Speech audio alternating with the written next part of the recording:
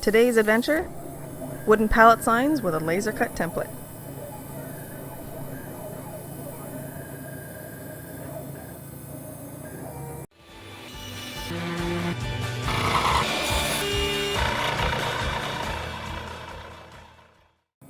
So first off, this just goes to show you should always check out your local community. The other wood chip actually found out that we could cut things out on a laser for free at our local library of all places. So pay attention to your community, you never know what's out there. Once we had our stencils all cut out, it was time to go off to the shop and cut out all the boards we needed in order to make up a few different variations of signs. And thank God, because the amount of material building up in the shop is getting a little out of hand. All the boards were ripped down to about 2 inches wide, and then the length depended on the sign that we were making out of it.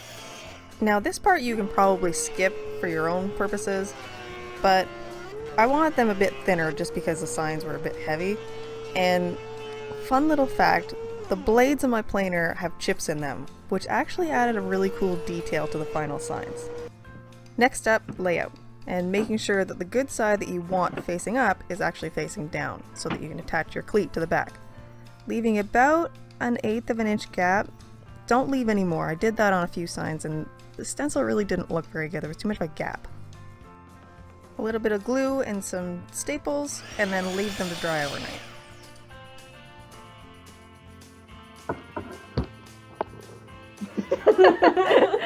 Yeah, technically you were in that. Next up was whitewashing. Now, we'd been doing a little bit of a whitewashing for some of the other signs by hand, but when I found this trick someone had used for stain on Instagram, I decided, well, watered down paint's kind of as thin as stain, so spray bottle, put the paint inside, hand it to the disembodied voice on the other side of the table, add some water, and spray the boards. It worked really well, but involved a lot of shaking in order to mix up the paint in the water. Our ratio was somewhere around 1/3 paint to 2/3 water, and a lot of shaking. And once we had it figured out, it actually made the process go so quickly, especially with 2 people. One person spraying the boards and the other person spreading it out so that it actually looked like it was brushed on. Once that part was done, we put the actual color on. Now this is how we've been doing it before, which was mixing the color and the water and painting it on by hand. As you can see, it goes a lot slower, but it still gets the job done.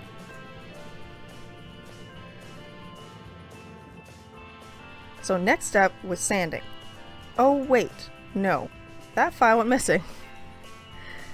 We actually did sand up the boards. We roughed up the edges, roughed up the face to bring out the white so that it was kind of bleeding through and more of a rustic look.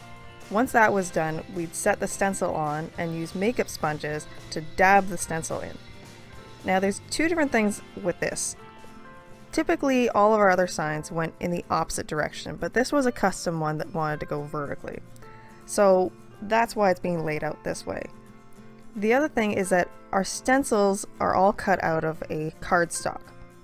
Normally we would have preferred to cut it out of plastic or an acrylic, but because of where we're cutting it out on the laser at the library, they're not 100% vented for that, so these ones actually stood up fairly well. You can probably get a good 50 to 40 signs out of it if you're really careful. Now, you can get as simple or as creative as you possibly want with these things. This one I actually put a touch of silver onto it for some shading and a few dabs on it for some snowflakes. Most of the other ones we just left straight stencil. In order to hang these, I just got some picture frame hooks and just nailed it in on the top cleat at the center. Depending on which orientation the signs went was dependent on whether it went on the cleat or in the center of one of the other boards. The last step was a protective coat of varathane.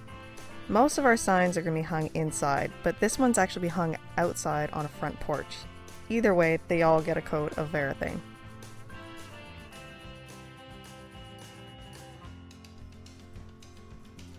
Now this one obviously is our winter joy sign, but you can have fun with this and make whatever stencils you want. You don't even have to cut them out onto a laser. You can always go to a craft store, find some stencils that you like, and just make up the actual sign itself. It's a really simple, really fun project.